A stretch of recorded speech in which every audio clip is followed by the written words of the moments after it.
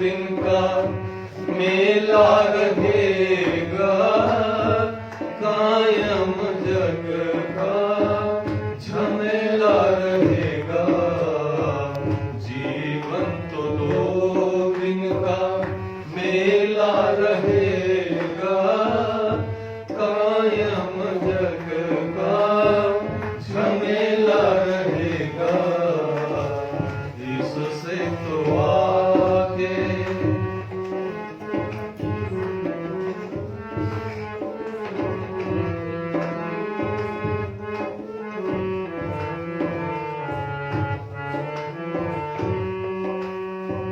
साथी है मित्र जल बिंदु पान तक, साथी है मित्र जल बिंदु पान तक।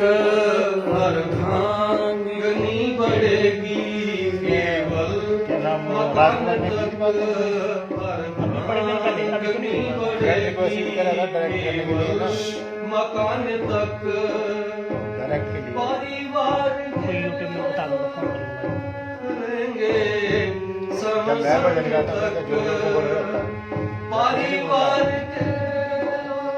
करेंगे समसन तक। बेटा भी हक निभाएगा तो अग्निदान तक। इससे तो आगे भजन ही है साथी, हरि के भजन बिन अकेला रहेगा। जीवन तो 2 दिन का मेला रहेगा, कायम जग का झमेला रहेगा। इससे तो आगे सूरदास जी फरमाते हैं कि एक भजन ही है जो आपके अंत समय काम आएगा, तो जितना हो सके उतना भजन करना चाहिए। सूरदास जी फरमाते हैं, राम नाम चित धर तो जे तू, राम नाम चित धर तो, राम नाम चित धर तो जे तू, राम नाम चित धर तो, राम नाम चित धर तो जे तू, राम नाम चित धर तो जे तू, राम नाम चित धर तो जे तू, राम नाम चित धर तो जे तू, राम नाम चित धर तो जे तू, राम नाम चित धर तो जे तू, राम नाम चित धर तो जे तू, राम नाम चित धर तो जे तू, राम नाम चित धर तो जे तू, राम नाम चित धर तो। होता नफा साधु की संगत, होता नफा साधु की संगत। भगत नाम तेरे पर तो जे तू, राम नाम चित धर तो जे तू। होता नफा साधु की संगत, होता नफा साधु की संगत। भक्त नाम तेरो पढ़ तो जे तू, राम नाम चित धर तो जे तू, राम नाम चित धर तो जे तू, राम नाम चित धर तो जे तू, राम नाम चित धर तो जे तू, राम नाम चित धर तो जे तू, राम नाम चित धर तो। आपको जन्म आग लो तेरो, अब को जन्म आग लो तेरो। भवनो जन्म सुधर तो जे तू, राम नाम चित धर तो जे तू, राम आपको जन्म आग लो तेरो, अब को जन्म आग लो तेरो। दोनों जन्म सुधर तो जे तू, राम नाम चित धर तो जे तू, राम नाम चित धर तो जे तू, राम नाम चित धर तो। सूरदास वैकुंठ पैठ में, सूरदास वैकुंठ पैठ में। कोई न फल पकड़ तो जे तू, राम नाम चित धर तो जे तू। सूरदास वैकुंठ पैठ में, सूरदास वैकुंठ पैठ में। कोई न पैठ पकड़ तो जे तू, राम नाम चित धर तो जे तू, राम नाम चित धर तो जे तू, राम नाम चित धर तो जे तू, राम नाम चित धर धर तो जे तू राम नाम चित धर तो जे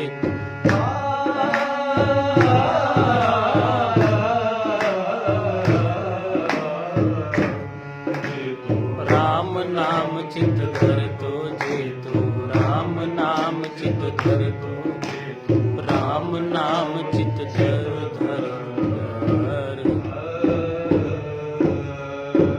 सच्चिदानंद भगवान की सद्गुरुदेव महाराज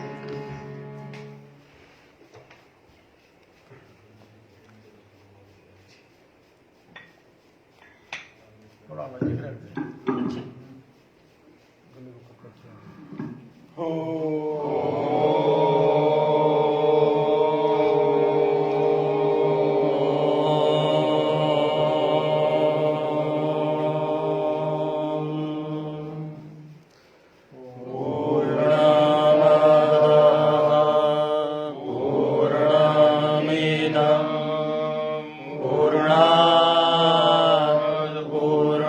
पूर्णमुदच्यते पूर्णस्य पूर्णमादाय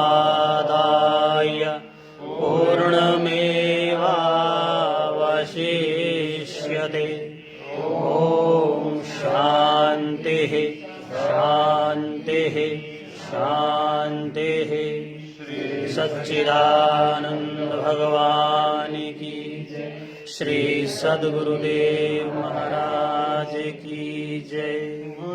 गुरुर्ब्रह्मा गुरुर्विष्णु गुरुर्देवो महेश्वर गुरुर्साक्षात् परब्रह्म तस्मै श्री गुरवे नमः। वेदवेदान्तसन्निष्ठं श्रोत्रियं बोधरूपिणं चिदानन्दरसास्वादं प्रकाशं परमं नुमः। ईश्वरो गुरुरात्मेति मूर्तिभेदाविभागिने व्योमवद्व्याप्तदेहाय दक्षिणामूर्तये नमः। सच्चिदानंद भगवान की जय। श्री सद्गुरुदेव महाराज। ध्याये नित्यं महेशं रजतगिरिनिभं चारुचन्द्रावतंसं रत्नाकल्पोज्ज्वलाङ्गं परशुमगवराभीतिहस्तं प्रसन्नं पद्मासीनं समन्तासुतमगणैर्व्याघ्रकृतिं वशानं विश्वाद्यं विश्ववन्द्यं निखिलभयहरं पंचवक्त्रं त्रिनेत्रम्। भारतीय साधना की धारा महामहोपाध्याय पंडित गोपीनाथ जी द्वारा लिखा हुआ यह ग्रंथ, इस ग्रंथ से पूज्य महाराज जी हम सबको अलग अलग विषय के माध्यम से उस तत्व की चर्चा करके हम सबको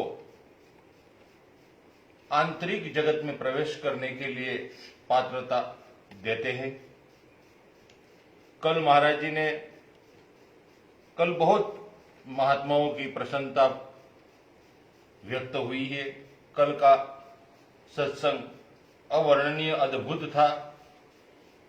उसमें महाराज जी ने अलग अलग विषय के द्वारा, अलग अलग प्रश्नों के द्वारा जो चर्चा करी, उसमें गुणों की व्याख्या बहुत सूक्ष्मता से वर्णन किया है। मुझे भी बहुत अच्छा लगा। स्थूल गुण और सूक्ष्म गुण किसको प्रभावित करते हैं वो विषय सुना, उस पर विचार किया, चिंतन किया, बहुत ही अच्छा लगा। उसके बाद महाराज जी ने सीता तत्व के विषय में जो सुनाया, वही ब्रह्म तत्व है, वही शक्ति का स्वरूप है। उसके बाद महाराज जी ने स्फुरण के विषय में सुनाया। आज सुबह भी महाराज जी ने उस पर चर्चा सुनाई, कोई प्रश्न कल भी, आज सुबह भी आया था। आज सुबह भी महाराज जी ने स्फुरण के विषय में भाव के साथ क्या संबंध है वो विषय सुनाया। लेकिन चिदाकाश के अंदर किस प्रकार का चेतन तत्व होता है, अहम भाव किस रूप में, मन किस रूप में होता है, बुद्धि किस रूप में होता है, उसका वर्णन स्वामी जी ने सुनाया। और अंतिम में बहुत अच्छा लगा, हमारे जीवन में उतारने जैसा था। स्वीकार करें, हम उन पर विचार करें, अमल करें तो बहुत कुछ लाभ प्राप्त होता है। प्राणों को सूक्ष्म करने का उपाय क्या है, तो महाराज जी ने जो सुनाया, जो समझाया, वो शास्त्र से भी नहीं मिलता है और महाराज जी ने सरलता से हम सब कुछ सुनाया, अच्छा लगा। शनिवार को महाराज जी ने अवधूत पर सुनाया था, वो विषय वापिस उस विषय में प्रवेश करने के लिए हम प्रवेश करें। अवधूत किसको कहते हैं, अवधूति की व्याख्या क्या है, किस किस रूप में अवधूत रहते हैं, इस पर मैंने भी थोड़ा विचार किया। मैं भी एक दो अवधूत को मिलने के लिए, दर्शन करने के लिए, मिलने के लिए नहीं, दर्शन करने के लिए मैं भी गया हूं। बड़ौदा के किनारे एक अवधूत थे, ऐसी ऐसी अवस्था में थे।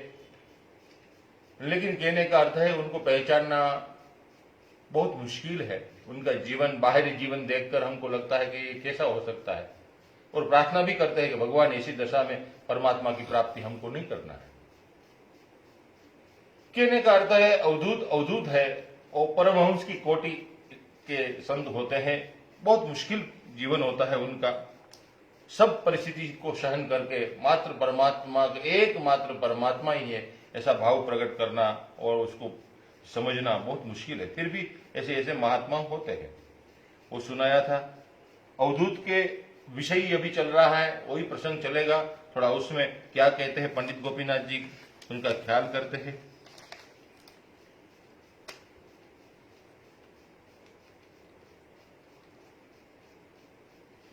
अभी अवधूत ही चल रहा है।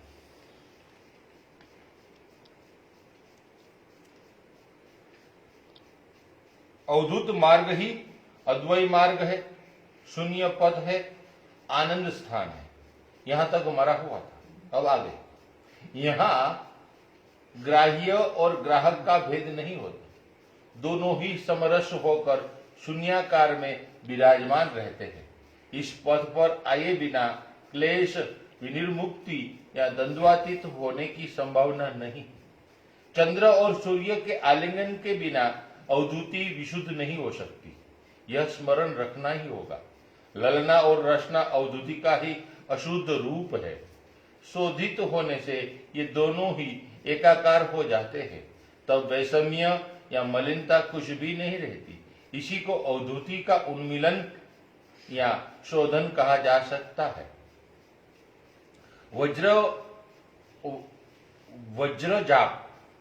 वज्र जाप के द्वारा ललना और रसना का शोधन वस्तुतः नाड़ी शुद्धि का ही नामांतर है। शुद्धाचार्य लुईपाद कहते हैं, लुईपाद, सिद्धाचार्य एक हुए हैं, उनका नाम है लुईपाद। वो कहते हैं चंद्र शुद्ध होकर आली नाम प्राप्त करता है, आली नाम प्राप्त करता है। चंद्र शुद्ध होकर आली नाम प्राप्त करता है। इस शोधन का फल है धवन या दमन। सूर्य शुद्ध होकर काली नाम से आख्यायित होता है, इसका फल है चवन या चमन। द्विकल्प तंत्र में है कि आली और काली का संयोग ही वज्र सत्व की अधिष्ठान भूमि है। आली और काली का संयोग ही वज्र सत्व की अधिष्ठान भूमि है, अर्थात विशुद्ध चंद्र और सूर्य मिलिन होकर ऐक्य लाभ करते हैं, तब उस अद्वैत भूमि में शुद्ध बिंदु वज्र सत्व का आविर्भाव होता है। ऐसा लिखा है कि आली काली समायोग वज्र सत्व विष्टतम। यह संयोग आरब्ध होकर क्रमशः चलता रहता है। संयोग ही गाढ़ता के अनुसार अवधूति का संग भी निबिड़ होता रहता है। उसी अनुपात से शून्यता, अद्वैत भाव, आनंद या रति और नैरात्म्य बोध या बोधि गंभीरता से उपलब्ध होता रहता है। इस संयोग अथवा मिलन का पारिभाषिक नाम है सूरत। गुजरात वाला नहीं, पारिभाषिक नाम है सूरत अथवा श्रृंगार रस, और इसका फल है रस की अभिव्यक्ति।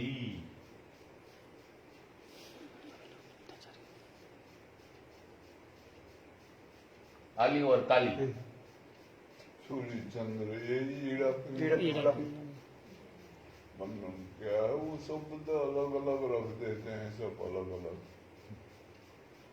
भाषा भी जो आली खाली रख दिया तांत्रिक जी शब्द बोध साहित्य का शब्द है, ऐसा लग रहा है। हाँ, और नारी शुद्धि का क्या मतलब है?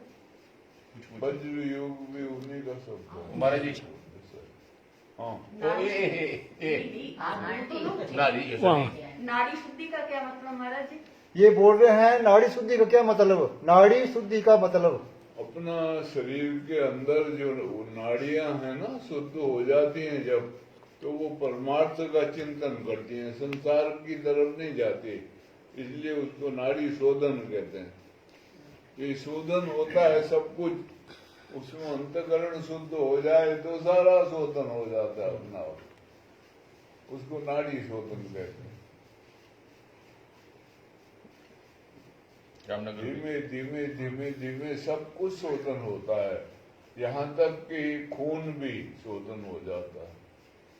इसलिए पुराने जमाने में पूछते थे किसका खून है ये, जाति नहीं पूछते थे, खून पूछते थे किसका खून है। वो खून शोधन होता है। मेरे सामने एक महात्मा थे वहाँ, माधवानंद नाम से, वो बीमार हो गए थे और कमजोर हो गए थे वो बहुत एकदम, और वहाँ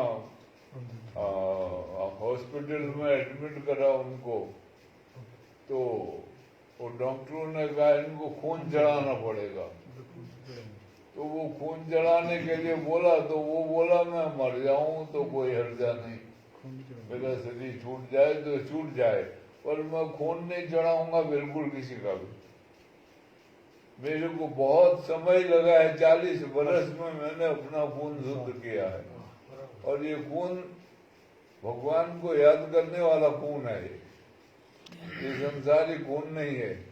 तो इसमें मैं और खून चढ़ा दूं तो वो गंदा कर देगा उसको, खून को। तो वो खून नहीं चढ़ाया, वो ऐसे धीरे धीरे फिर वो क्या नाम भोजन पानी करके ठीक हुए। इस जोड़िया में उनका शरीर छूटा। राजू का जडेजा ने उनकी सेवा भी करी है। हाँ, जडेजा ने सेवा करी। वहां से मैं लेकर आया था उनको ध्रापा से, ध्रापा में थे वो। तो यहाँ से उस टाइम वो पोपट भाई था, वो क्या नाम उसका, हाँ, रमणीक भाई का बड़ा भाई, पोपट भाई नाम था शायद। पोपट भाई वो गाड़ी लेकर गया, तो ये बल्लभ भाई भी था। तो मेरे पास आए, मैं धोरीवाव रहता था, तो बोला हम ध्रापा जा रहे हैं, वहाँ स्वामी माधवानंद जी को लेके आएंगे। मैंने कहा मैं भी चलूंगा। फिर वहाँ गया मैं, तो वहाँ वो ये पारसमणि पुस्तक लगाई हुई थी, शाम को सत्संग करते थे उस नाम की महिमा। पारसमणि। तो वहाँ बैठा, दोपहर को भोजन वहाँ किया, ये लोग लेकर आए थे गाँव से टिफिन वगैरह वहाँ, तो वहीं भोजन किया। फिर शाम को 4 बजे वहाँ से चले हम। फिर धोरीवाव आए, फिर मैंने उनको कहा धोरीवाव ठहर जाओ आप यहाँ। वो बोला नहीं ये ले जाने, वो बगल में एक गांव है केशिया, वो जोड़िया के साथ हाँ, वहाँ का पटेल आया हुआ था उनको ले जाने के लिए। रोड पर हाँ, तो वो फिर केशिया चले गए। मैंने कहा मैं फिर आऊंगा आपके पास उधर, पर वो फिर बाद में पता लगा वो जोड़ियां चले गए, वहीं उनका शरीर शांत हो गया। कैसिया वहाँ रणजीत सागर के पास है ना? हाँ पता नहीं उधर ही है। वो नहीं महाराज जो आमरण वाला रोड पे आता है हाँ, कैसे? वो ध्रोल के पास है। हाँ वही वही ध्रोल के पास है केसिया। 55 निकला वहाँ से। केसिया से कुछ बाद में मेरे पास भी आए वहाँ, हाँ।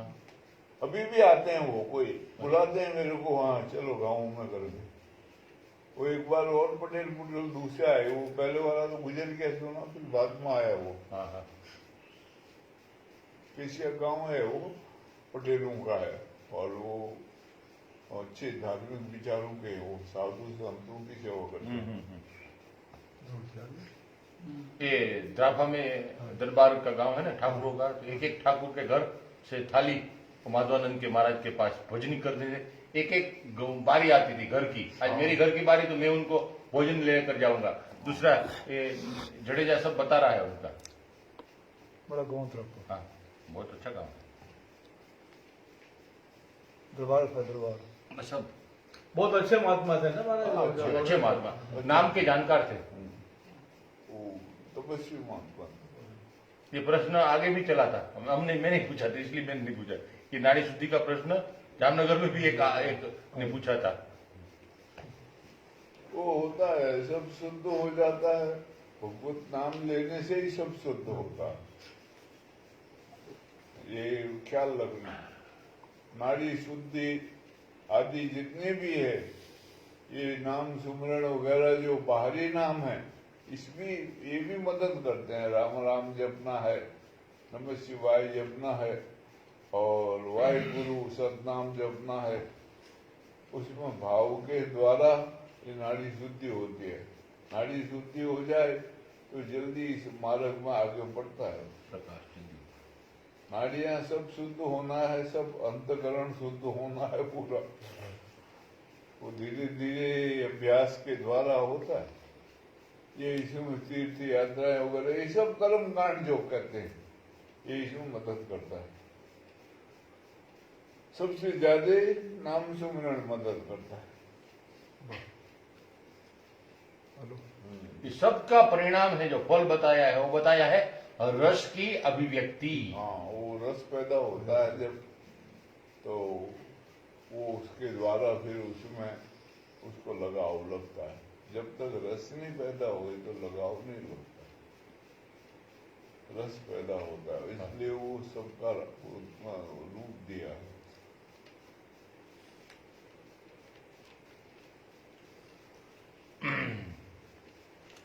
मिलित होते होते सूर्य और चंद्र जब क्रमशः अपना स्वरूप और धर्म खो बैठते हैं, जब चंद्र चंद्र नहीं रह जाता, सूर्य सूर्य नहीं रह जाता, दोनों मिलकर एक रस और एकाकार हो जाते हैं, तब वही निस्वभाव या नैरात्म्य अवस्था ही शून्यावस्था, यही वास्तविक साम्यता है, साम्य है, जो इस शून्यमयी अद्वैत भाव को अधिष्ठित करके आत्म प्रकाश करता है, वही वज्र गुरु का स्वरूप है। इस अवस्था की प्राप्ति एक दिन में नहीं होती। भूमि के बाद भूमि की क्रमशः जय करते करते त्रयोदश भूमिया के अतिक्रमण के बाद इसकी पूर्ण सिद्धि प्राप्त होती है। इसीलिए सहजिया संप्रदाय में वज्रधर पद से इसी चतुर्दश भूमि के अधीश्वर का बोध होता है, ऐसा वो संप्रदाय में कहा है। हाँ, वो सहजिया संप्रदाय है ना, उसमें वो गुरु को भी वज्र योगी कहते हैं। जो वज्र योग जानता है, यानी नाम को जिसने हासिल कर रखा है, नाम के बारे में जो समझ जानता है, उसको वज्र योगी कहते हैं। वो सहजिया की भाषा अलग है थोड़ी, बंगाली बंगाली भाषा है, और उसमें भी वो आध्यात्मिकता थोड़ी अलग है।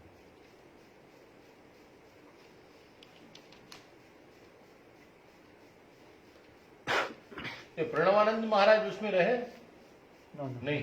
ना। पारमार्थिक अवस्था शून्य है, वो पहले ही कहा गया है। सहजिया साधक विशुद्धि के तारतम्य के अनुसार इस शून्य को 4 प्रकार से विभक्त करते हैं। शून्य, अति शून्य, महाशून्य। इन 3 अवस्थाओं में उपाधि है, दोष है और क्लेश आदि मल संबंध है। परंतु तुरीय शून्य, जिसका पारिभाषिक नाम है प्रभास्वर है, वही निरुपाधिक शून्य है। कहना न होगा कि यह पूर्वोक्त अद्वैत भूमि के अलावा और कुछ नहीं है, मात्र शब्द के जाल से विस्तार किया गया है। यह चतुर्थ शून्य ही वज्र गुरु या वज्र योगी का अधिष्ठान है। यह भी प्रसंगतः पहले कहा गया। इसी के प्रभाव से प्रथम 3 शून्य के सारे दोष अपगत होते हैं, फिर एकमात्र निरुपाधिक विशुद्ध शून्य ही वर्तमान रहता है। शंभोग चक्र में नैरात्म्य धर्म की उपलब्धि इस विशुद्ध शून्य की स्थिति के सिवा दूसरा कुछ नहीं है। इस अवस्था में निरंतर जागृत रहने की अवस्था है। प्रथम 3 शून्य में जिस आनंद का विकास होता है उसे कायानंद,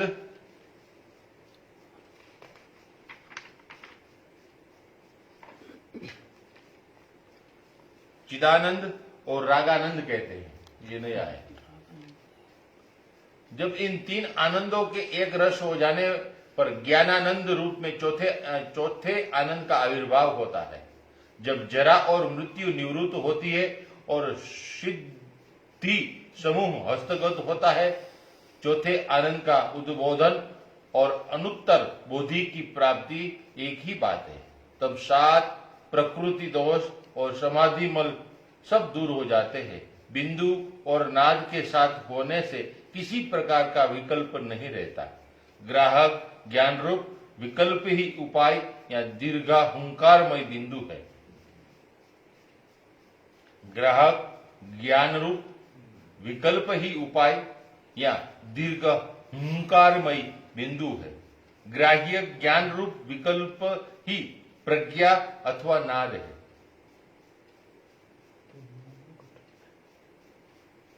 ग्राह्य ज्ञान रूप विकल्प ही प्रज्ञा अथवा नाद है। अनुत्तर बोधि में ग्राह्य एवं ग्राहक का परस्पर भेद नहीं रहता। उपाय और प्रज्ञा एकाकार होते हैं। नाद और बिंदु का मिलन होता है। द्वैत भाव अद्वैत होकर प्रकट होता है और सर्वधर्म की अनुपलब्धि रूप निर्वाण पद प्रकाशित हो पड़ता है। महाराज, ग्राहक और ग्राह्य, ग्राहक को ज्ञान बताया और ग्राह्य को नाद बताया। इसके द्वारा प्राप्त होता है, बिंदु की प्राप्ति होती है। वही निर्वाण पद है। परम पद अनुत्तर दशा है, उसका कोई वो शब्द से नहीं व्याख्या हो सकती, उसकी कोई व्याख्या नहीं। ये तो वाचो अनुत्तर दशा, उसके बारे में कुछ बोला कहा नहीं बोला जा नहीं जाता। जाना जाता है, कहा सुना नहीं जाएगा। कहे सुने का गम नहीं है, देखा देखी बात। दूल्हा दूल्हा दुल्हन मिल मिल गए, फीकी पड़ी बारात। तो सब फीकी पड़ी बारात। भागो साहब को बारात को क्या करना, दूल्हा दुल्हन घर आ गए, अब बारात का क्या काम। बहुत बड़े घर जाओ। वो ऐसा है, वो कहा सुने का गम नहीं है, कहते हैं उसका कोई मतलब नहीं है, कोई महत्व नहीं है, देखा देखी बात। दूल्हा दुल्हन मिल गए तो फीकी पड़ी बारात,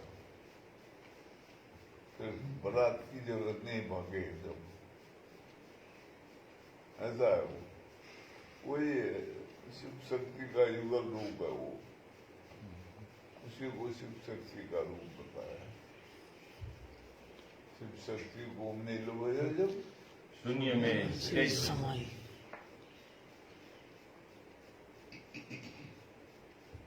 चलो।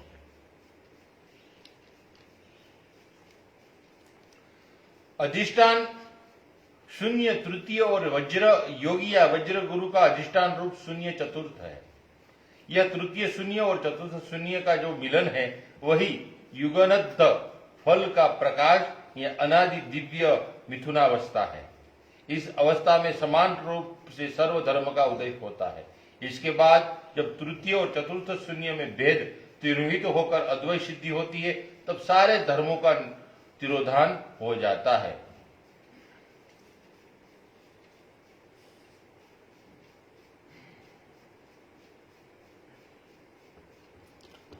महासुख कमल में जाना हो, महासुख कमल में जाना हो, यथार्थ सामरस्य प्राप्त करना हो, मध्य पथ का अवलंबन करना होगा, विरोध का समन्वय करना होगा, द्वंद्वों का मिलन करना होगा। दो को एक नहीं कर सकने से सृष्टि और संहार के अतीत निरंजन पद का लाभ संभव नहीं होता। अतएव मिलन की अद्वय शून्यावस्था या परमानंद लाभ का एकमात्र उपाय है। सहजिया साधक कहते हैं जिन समाधियों का उद्देश्य अकुशल का परिहार एवं इंद्रिय निरोध है उनसे निर्विकल्प दशा का उदय नहीं हो सकता। विषय का त्याग अथवा वैराग्य साधन से कोई फल नहीं, क्योंकि उससे युगल अवस्था नहीं मिलती और युगल प्राप्ति के पथ पर नहीं जा सकने से मिलन और उसका फल सामरस्य या अद्वैता संगठित नहीं होती। इसीलिए सहज पथ है राग पथ, वैराग्य का पथ नहीं है। इस पथ में दुष्कर उपवास आदि निष्फल श्रम मात्र बताया है। उपवास करना ये श्रम है, ऐसा हमारे ग्रंथ में भी लिखा है, उसमें दासबोध में भी लिखा है, श्रम मात्र है। श्री समाज नामक तंत्र शास्त्र है, उसमें लिखा है दुष्करेर नियमेर तीव्रेर वृत्तिर सुष्यति दुखिता दुखाब्धौ क्षिप्यते चित्तम विक्षेपात् सिद्धिरन्यथा। अतएव पंच कामान परित्यज्य तपोभिर्न पीडयेत् सुखेन साधेत बोधिम योग तंत्रानुसारतः। अर्थात पंचविध काम का त्याग कर एवं तपस्या द्वारा अपने को पीड़ित न करके योग तंत्र के अनुसार सुख पूर्वक बोधि का साधन करना चाहिए। विषय का त्याग करने में जन्मन जन्मांतर का दुख का अनुभव अवश्यंभावी है। देह रूप वृक्ष के चित्त रूप अंकुर को विशुद्ध विषय रस द्वारा सिक्त करने से वह वृक्ष कल्प वृक्ष होकर असीम और आकाशवत निरंजन फल प्रदान करने में समर्थ होता है। महासुख या परम निर्वाण पद देता है। बंधन एवं रागवश मुक्ति भी राग से ही होती है। महाराग और अनन्य राग ही मुक्ति का सहज साधन है, वैराग्य नहीं है। हेम वज्र तंत्र में ऐसा कहा है, ये बात स्पष्ट लिखी गई है। इस वैराग्य दमन के सामर्थ्य से ही वीर शब्द की सार्थकता होती है। वैराग्य और वीर ये शब्द समझने के लिए साधना का उपाय करना अनिवार्य है। एक एक चीज की जरूरत एक एक समय तक होती है। अब जैसे जन्म होता है तो माता के संग रहना होता है कुछ समय तक, फिर पिता का संग होता है कुछ समय तक, फिर छूटते हैं, यार दोस्तों का संग हो जाता है, इनकी तरफ थोड़ा रुझान घट जाते है, यार दोस्त मिल जाते हैं, फिर बड़े होते हैं, शादी ब्याह हो जाता है, फिर स्त्री पुरुष के संग हो जाता है, माँ बाप भुला दिए जाते हैं, लगभग छूटता ही जाता है, आगे बढ़ते जाते हैं। ऐसे ही धीरे धीरे इसमें भी है कि जो वैराग है उसका एक एक समय तक उपयोग है, और वो जो आखिरी दशा है वहां वैराग नहीं पहुंचता है, क्योंकि वैराग में अहम भाव आता है और उसमें क्रोध आदि का भाव भी उत्पन्न होता है। इसके लिए चाहिए इसमें रस, पहले बताया है उन्होंने, और रस उत्पन्न होना चाहिए, यानी प्रेम का भाव, लगन जिसको कहा है, हाँ, उसके प्रति लगन, प्रेम का भाव उत्पन्न होगा, तभी वो निरंतर खोज में लगेगा, तभी वो निरंतर जानकारी प्राप्त करेगा, क्योंकि उसके अलावा कोई दूसरा मार्ग है, नानुसंदेह परापूजा। कोई और अनुसंधान के अलावा कोई पूजा नहीं है, वही परा पूजा है। तो वो उसके से जब उसका लगन लगेगी तभी होगा, तो लगन लगे बिन काज न सजे, कोटि कलप हो जाए, उसके बगैर नहीं होगा वो। इसीलिए उन्होंने पहले उसके बारे में बताया है, वो रस पैदा करेगा, और रस आएगा तभी लगन लगेगी, नहीं तो नहीं। जानकारी मिलेगी उसको, जैसे जैसे मिलती जाएगी वैसे वैसे वो खोजेगा। सूझे ही रामचरित मणिमाणिक, मणिमाणिक गुप्त प्रकट जहाँ जो चीज खानी। खोजते जाएगा, खान मिलेगी, लेकिन उसके लिए चाहिए मर्मी सज्जन सुमति कुदारी, ज्ञान वैराग दो नैन उर्धारी। वाह। सुमति वाला साधक चाहिए, जिसकी सुमति हो, कुमति वाला नहीं, उल्टे सुल्टे काम करने वाला नहीं, चोरी जारी करने वाला नहीं, हिंसा करने वाला नहीं, हेरा फेरी करने वाला नहीं, और मर्मी सज्जन होना चाहिए, मर्म को जानने वाला। मर्मी सज्जन सुमति कुदारी, खोदने वाली जो कुदारी है सुमति। वो सुमति, तभी खुदाई करेगा मन, और उसके अंदर दो नयन होने चाहिए देखने के लिए, ज्ञान वैराग दो नयन उर्धारी। उसके हृदय में धारण करे वो दो नेत्र, ज्ञान और वैराग को पहचानना पड़ेगा। खुदाई में क्या निकला देखना, फिर उसकी जानकारी होनी चाहिए। हाँ, वरना हीरा निकलेगा तो पत्थर समझेगा, हाँ, पत्थर समझे, हीरा मिले तो फेंक देगा वो भी। फिर हाँ, हाँ, हाँ। तब इसलिए बोला है वो सब समझाया है। बहुत अच्छा है। ये सहज संप्रदाय का बहुत लंबा लिया इसने, अभी तो बहुत है इसका।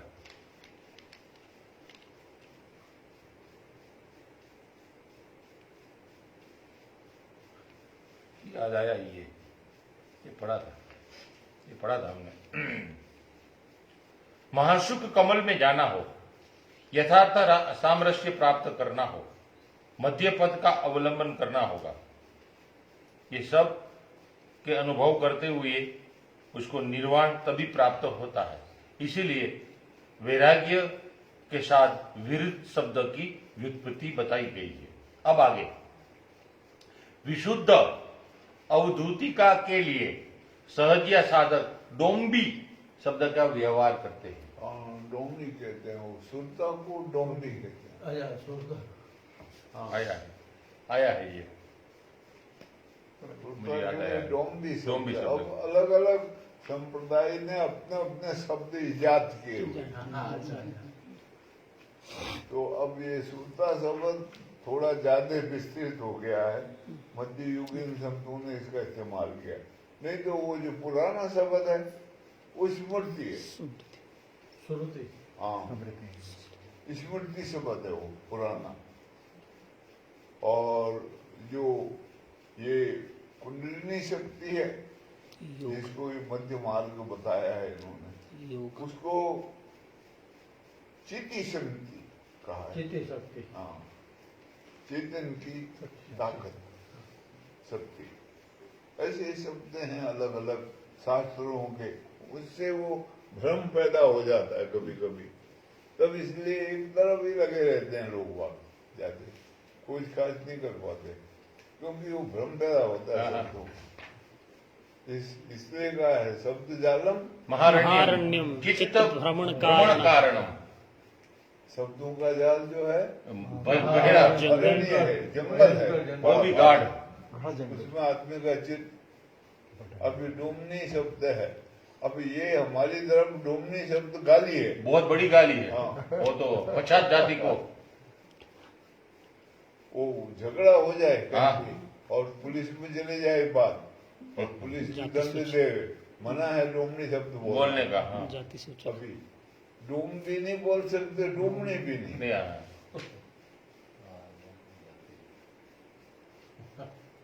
गाली मानी ये बड़ी वाली। वो दौलत मसीह वही था। हाँ।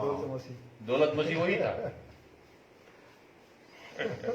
तो ये करके बात तो ये शब्दों वो का देखने में जाल सुंदर होते हैं। होता है। ऐसे शब्द रख देते हैं वो। क्रिश्चियन था, क्रिश्चियन वही है।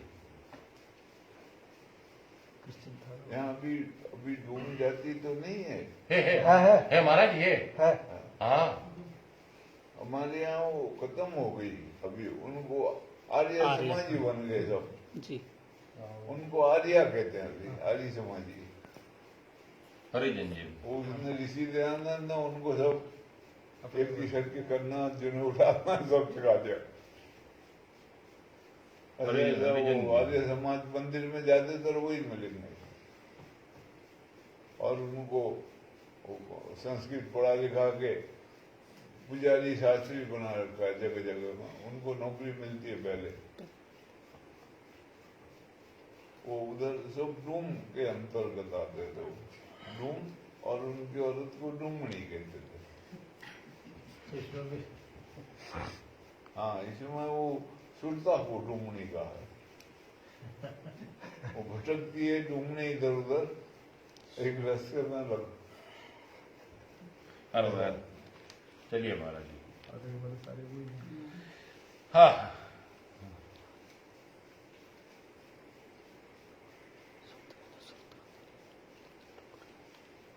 विशुद्ध अवधूतिका के लिए सहज साधक डोम्बी शब्द का व्यवहार करते हैं। इसके बिरादरी के अब मिनिस्टर भी है, अभी चर्चा नहीं करना है उसका, मिनिस्टर भी है दिल्ली में। हाँ हाँ, हाँ, बहुत मिनिस्टर है।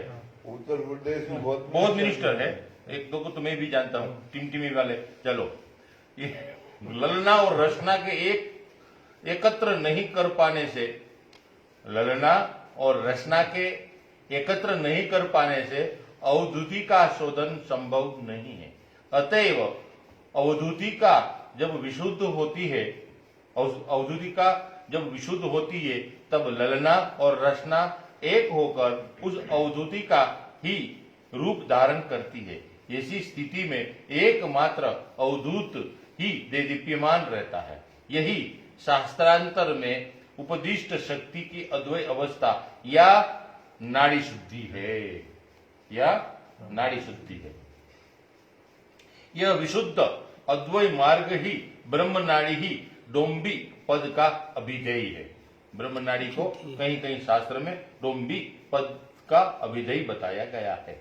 यह जब सहज ही समझ में आएगा, यही वज्र मार्ग या वज्रयान अथवा शून्य पथ है और कुछ नहीं।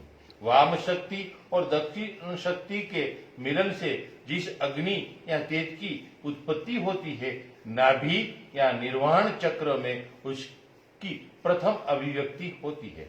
उस अग्नि को महाशुक अग्नि कहते हैं, महाशुक रागाग्नि कहते हैं। सहजिया साधकों की सांकेतिक भाषा में इसका नाम चंडाली है। इसका नाम चंडाली है। ऐसे नाम रखते हाँ। नाम रखते। प्राथमिक अवस्था में यह सम्यक शुद्ध नहीं रहती। साधना के परिपाक के अनुसार यह क्रमशः शोधित होकर डोम्बी रूप में परिणित होती है। तब विषय समूह दग्ध हो जाता है, अद्वैय भाव पूर्णता लाभ करता है। अवधूति, चंडाली और डोम्बी या बंगाली एक ही शक्ति की तीन अवस्था मात्र है। अब ये बोलना अच्छा नहीं लगता है, लेकिन महाराज जी के साथ एक डॉक्टर था अहमदाबाद में, था तो मेरा परिचय, लेकिन महाराज जी को वो पास में आया, महाराज जी को विनंती करी कि महाराज जी मेरे घर पधारो है 12। तो उनके घर गए थे तो उन्होंने 3 शब्द लिखे थे घर के दरवाजे के अंदर। वो पूजा प्रवेश करे वहां, चंडाली, डोंबी, अभी मुझे याद आया। वो डॉक्टर थोड़ा आंख का ऐसा था और सेड़ा था, सड़ा था। उसके घर बहुत समय पहले एक ही बार हम गए, 2 लड़कियां थी। 2 लड़कियां थी। हाँ हाँ हाँ, थर्ड में ना ना ना ना, ये अलग- अहमदाबाद में। और एयरपोर्ट के पास, एयरपोर्ट से थोड़ा इधर बहुत बड़ा डॉक्टर था। हाँ, डूम था वो। अब याद आया।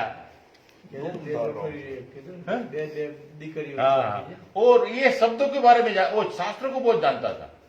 हाँ, ये ऐसे शब्द जानता था। वो कहीं से नाम भी लिया लिया था पढ़ा हुआ है। हाँ, और मेरे पास ज्योतिष बताने आया था, लड़कियों की शादी नहीं हो रही थी तो उस मेरे पास अभी भी बहुत समय तक मेरे साथ रहा हो। बाद में एक बार महाराज जी को मैंने कहा, तुम महाराज जी को सत्संग में भी आता रहा। हाँ, एक दिन आया था। हाँ, 1 या 2 दिन 2 दिन बाद में थे। उस साल ये श्याल भी मेरे साथ था। हाँ ये भी गया था उसके घर। हाँ, मुझे अभी याद है, बहुत पुरानी बात नहीं है, करीबन पुरानी 15 साल की बात, लेकिन था वो यही, वो शब्दों में लिखे थे। उसके आप भी मैंने याद आया, अचानक स्ट्राइक हुई, वो कहीं से नाम लेकर आया था। वो डोंबी बुम्बी सब जानता कोई था। स्त्री थी, उसकी गुरु कोई स्त्री थी। वो ऐसे मेरे से मांग रहा था। अच्छा हाँ, मैंने कहा सत्संग में आओगे जाओगे, उठोगे बैठोगे तब होगा। ऐसे अभी परिचय हुआ, अभी दीक्षा दो, ऐसा मैंने कहा हमारे यहाँ नहीं देते ऐसे। उठना बैठना हो सत्संग में, आना जाना हो, सेवा का भाव हो तभी। फिर वो नहीं आया पास। हाँ बड़ा डॉक्टर था, एमडी था। हाँ एम जी, और वो सर्विस करता था। वो बड़ा पोस्ट पर था और मेरा अच्छा परिचय। उसने मुझे बहुत कहा था कि मेरे घर आओ आप ऐसे, लेकिन मेरे मन में कुछ नहीं जमा नहीं मुझे। वो घर का वातावरण देखकर मन थोड़ा पीछे हट गया था। उसकी सरनेम थी डॉक्टर चौहान, याद आया नाम, डॉक्टर चौहान। क्या है सबको वो गांव में कहीं से कोई स्त्री थी, उसकी गुरु, वो वहां से वो नाम की दीक्षा ले आया था, पर हम करके वो करता था। वो पता नहीं। हाँ हाँ, वो बाद में मेरे को बोला भी उसने, मेरे को भी नाम का पता है करके। होशियार फिर तो। बोला ये, मैंने कहा अच्छा हाँ ठीक है।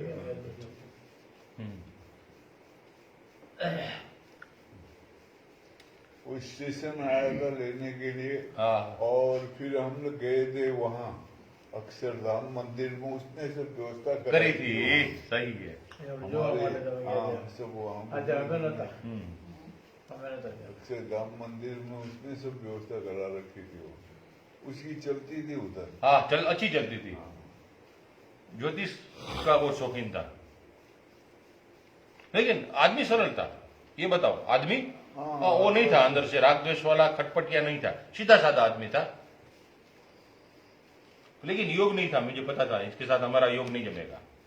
कोई कोई होते हैं जिससे हमारा योग नहीं हाँ, बनता। वो जाता था सत्संग में। वहाँ वो कोई गांव है वहाँ बगल में, वहाँ पर कोई स्त्री है, ये चंडाली प्रचार वाली, करती है, वहां से वो लेकर आया।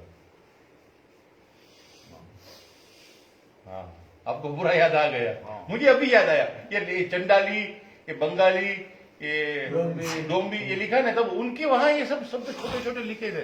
मुझे डाउट तो पड़ा कि ये चौहान साहब है, ये कुछ जानते हैं।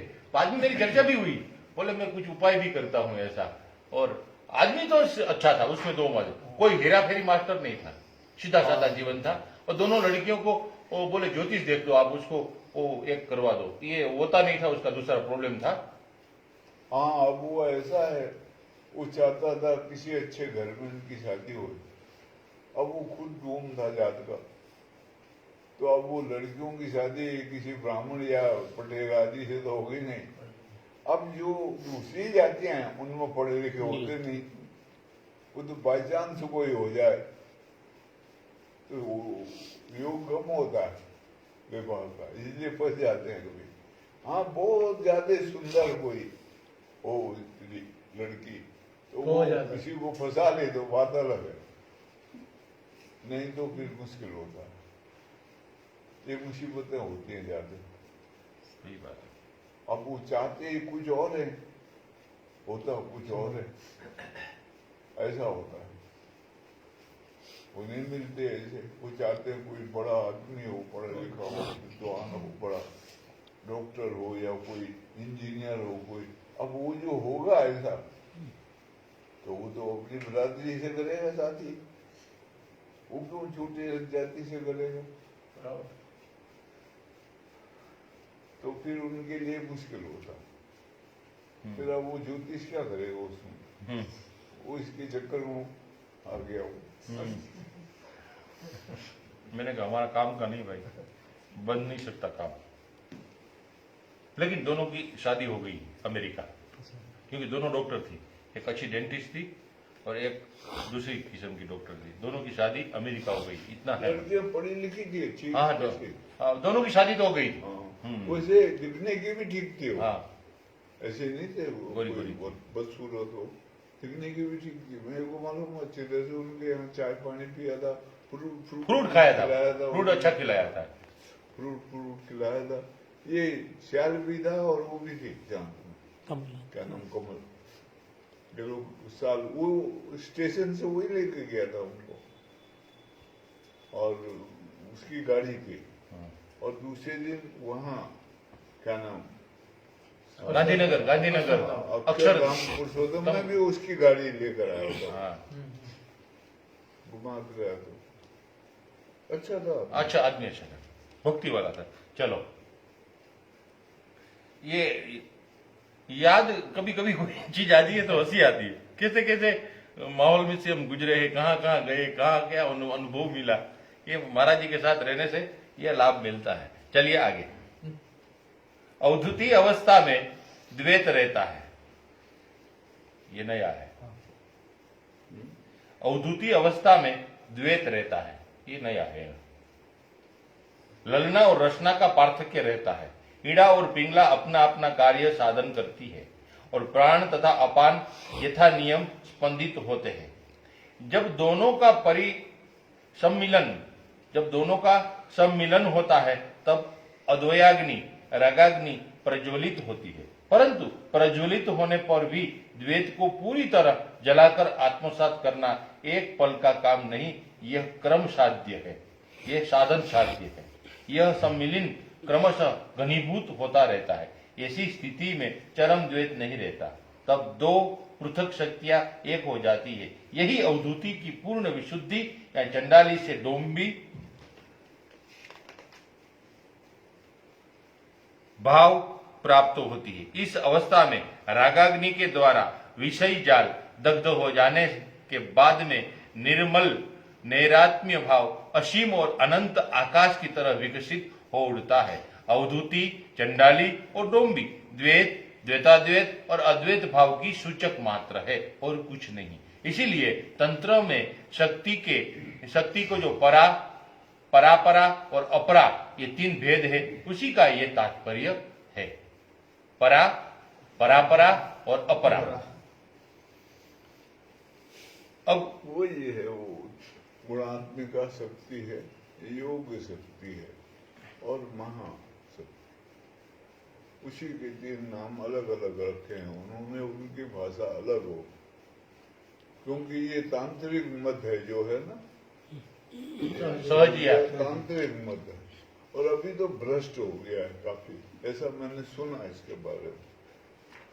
तो वो उस टाइम में होगा ये बामा शेपा करके एक बड़े तांत्रिक हुए, बामा शेपा, वो कल्याण में उनका वर्णन आएगा। तो वो तांत्रिक हुए, उन्होंने ये मत चलाया था,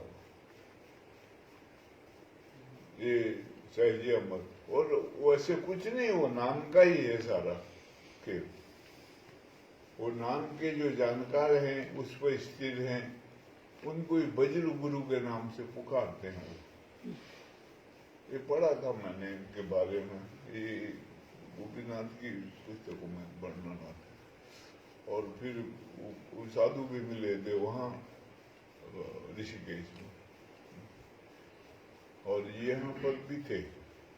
ये दयानंद जी के आश्रम में, वो यूनी झाड़ी में दयानंद है ना, इनके गुरु चिन्मयानंद। हाँ जी, हाँ जी। चीन में आज अब कोयम्बतूर में चले गए। हाँ, कोयम्बतूर में उनका स्थान है बड़ा। हम्म। यहाँ पर भी है, हरिद्वार में हरिद्वार के पास है, ऋषिकेश हरिद्वार की जूनी झाड़ी। एक जगह आती है, जूनी झाड़ी कहते हैं। हम्म। वो नीचे को रास्ता जाता है, बड़ा आश्रम है। और वहां पर एक महात्मा से मैं मिला था, वो ये था ना यहाँ, ये ब्रह्मचारी, वो वहां भेजा था जहाँ हम गए थे। अच्छा, क्या नाम उसका? ये निर्भय वो ब्रह्मचारी यहाँ आता जाता निर्भय, था। अभय कि निर्भय? अभय, हाँ, अभय, भांग भूंग भी हाँ, वही, अभी अभय। मैंने मना किया था उसको। हाँ। फिर मैंने एक बार गुस्सा हुआ, मैंने कहा मारूंगा मैं तेरे को। सिद्धबाड़ी वाला। हाँ, सिद्धबाड़ी। सिद्धबाड़ी से आता था। हाँ, ये वहाँ था उनके आश्रम में दयानंद जी के। इसलिए तो जब मैं गया था गंगोत्री और केदार धाम पहली बार, तो इसको साथ लेके गया था वहां से, ये साथ आया था मेरे, और फिर आके वहीं ठहरा था मैं आश्रम में, और वहां फिर भोजन पानी वगैरह वहां करा था। तो फिर दूसरे दिन वहां रहा मैं, तीसरे दिन वहां से फिर नेम सागेने चला गया। ये लोग, ये भी शांतमती हैं। वो फिर एक महात्मा थे, वो बीमार हो रहे थे, उनको डेंगू हो गया था। फिर वो आए दूसरे, इन लोगों ने मत्था टेका, उनको दिन पानी रखा। तो ये भी साधन भजन यही हमारी तरह ही करते महाराज, हाँ, साधन भजन। वो था, वो वहां रहता था। उसने, वो महात्मा जो थे, उनसे मेरी थोड़ी चर्चा हुई थी आत्मा वाले द्रष्टव्य के ऊपर। तो मैंने कहा उसको जानना है, पहले शब्द द्रष्टव्य है, उसको जानो कहा है, उसके बाद मंतव्य और श्रोतव्य नहीं जाचितव्य। मैंने कहा जब तक उसका ज्ञान नहीं होगा, जाना नहीं जाएगा, तब तक उसका सुनना और उसको मनन करना तो बहुत मुश्किल है। ये तो कल्पना सागर में चले जाओगे आप। अगर आप करते हो पठन पाठन, तो वो शब्दों का करते हो आप। लेकिन ये जो याज्ञवल्क्य ऋषि कहते हैं, वो कहते हैं आत्मा है, उसको जानना है। तो उस पर उनपे बहस हुई थी, वो थोड़ी देर मेरे को देखते ही रहे। फिर नाम बोला आपकी बात तो ठीक है, पर ये अभी तो जो सिस्टम है यही चल रहा। मैंने कहा दयानंद जी को यही पढ़ाया होगा आपने? वो कहते हैं मैंने उसको पढ़ाया हुआ है। कहते हाँ यही पढ़ा है। तो ऐसी बात भी थी, तब मेरे को समझ में आई। वो महात्मा विद्वान था बड़ा, और वहां पढ़ाता था। वो 4-6 जने थे, उसमें एक यहाँ का था, ये बंगाली, उसका छैचिया, वो बंगाली था। फिर उसी मेरी बात हुई। और एक उनका महिदास जी का शिष्य था, महिदास जी का, वो यहाँ भी आया। हाँ, बिहार से। महिदास जी का शिष्य था। महर्षि में ही हाँ, बिहार में। हाँ, एक आया था। आया है। वो वहाँ चंबा भी गया था। चंबा चंबा में गया। हाँ, चंबा भी गया था वो। उधर वो प्रॉब्लम वो है ना, वो लड़की, वो औरत आती थी साईं। पहले, साईं साईं राम। साईं। वो उसने उसको बदनाम किया। फिर मैं उस पर गुस्सा हुआ, तो वो फिर अपने आती हो, मैं गुस्सा हुआ उस पर। वो चंबा उसको नहीं तो मैंने भेजा था चंबा, और उसको मना किया था। मैंने कहा तुम मत रहना उधर। ये चली गई वहां, इसको पहले साल भेजा था, तो ये बाद में अपनी मर्जी से चली गई वहां। तो वो फिर उसको महात्मा को भेजा, तो वो महात्मा फिर वापस आया यहाँ। वो बोलता है उसने मेरे ऊपर लाछन लगा दिया, रोया था बेचारा। मैं अभी जाऊंगा वापस। वो वहां मिला था मेरे को दयानंद जी के पास, वहां जान पहचान हुई थी। वो कहता था मेरे सिर पर हाथ रख दो, मेरे को आशीर्वाद दे दो, मैं भी भजन पाठ करूं। मैंने नहीं किया भजन पाठ, और पढ़ा पूरा बहुत है कहता है, लेकिन भजन पाठ नहीं किया, ऐसा कर रहा था। तो इसलिए वो जगह ढूंढ रहा था काम था। वो महात्मा अच्छे थे, महर्षि में ही जानकार थे। वो वो तो तो बहुत कितने अच्छे ग्रंथ है हमारे ऊपर। वो भागलपुर में स्थान है, स्थान। बड़ा बड़ा स्थान है। उनका वो गंगा भी किनारे। चलता है, सत्संग मंडल हाँ। चलता है वहाँ। हमारे पास भी 2-3 किताबें। गंगा किनारे ही आश्रम है उसका। छोटी छोटी किताब, बच्चे जान अच्छे जानकार थे, बड़े शरीर अच्छा था, शरीर भी अच्छा था। नाम के जानकार थे। ग्यारह अशोक महर्षि नहीं, नहीं, उसका आश्रम का नाम यही है। ऐसे योग वो बन जाता है। पर वो ऐसा होता है, मेरे को याद रहता है, नहीं पूरा याद रहता है। समय आ जाता है तो याद आ जाता हाँ, है, कोई चीज भूलते नहीं, सब याद आ जाती है। याद आ हम तो भूल जाते हैं, फिर भी તમને બી ઘણું યાદ આવે છે ભાઈ. ઘણું યાદ આવે છે. બરાબર. ચાર દિવસ તો બે દિવસ. તમને આ યાદ તો મને એવું महेंद्र યાદ जी આવે. के लेख कल्याण में भी कल्याण में बहुत बहुत अच्छे है। अच्छे अच्छे हाँ, मैंने भी पढ़ा। नाम की जानकार थे, हाँ, बहुत अच्छी तरह से बताया और प्राणों के पर बहुत जोर दिया है, प्राणों पर। और मैं को भी मानते थे। मैंने किताब अच्छी तरह से पढ़ी है। राष्ट्रवादी थे और विशेषता थी राष्ट्रवादी।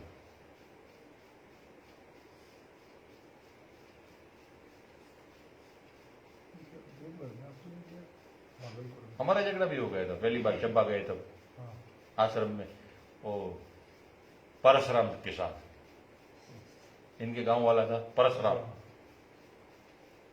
सतपाल का चेला था वो। मजा आया। सेवा करता सत महात्मा की, हाँ, सत महात्मा की सेवा करता था। खाए जाए, सेवा पानी दे, पूजन कराए, रखे। वादे वादे जायते तत्वबोध, ये पंक्ति बराबर फिट है आपके जीवन में। चरितार्थ है, चरितार्थ करिए। वादे वादे जायते तत्वबोध, वाद हो, विवाद न हो, इसलिए वाद शब्द लिखा है। संवाद हो, वाद हो, विवाद न हो, वाद न हो। इसलिए विवाद न हो, इसलिए शंकराचार्य महाराज ने अपने जीवन में लिखा है कि हे परमात्मा, 5 चीजों में मेरी रक्षा करना, मुझे कोई किसी से संवाद करवाना, लेकिन किसी से विवाद नहीं बने। पहला शब्द लिखा उन्होंने, विवादे विषादे प्रवासे जले चानले पर्वते शत्रुमाद्ये अरण्ये शरण्ये सदा मां प्रपाहि गते स्वं त्वमेका। बोलो सच्चिदानंद भगवान की, श्री सद्गुरुदेव महाराज की। वाह।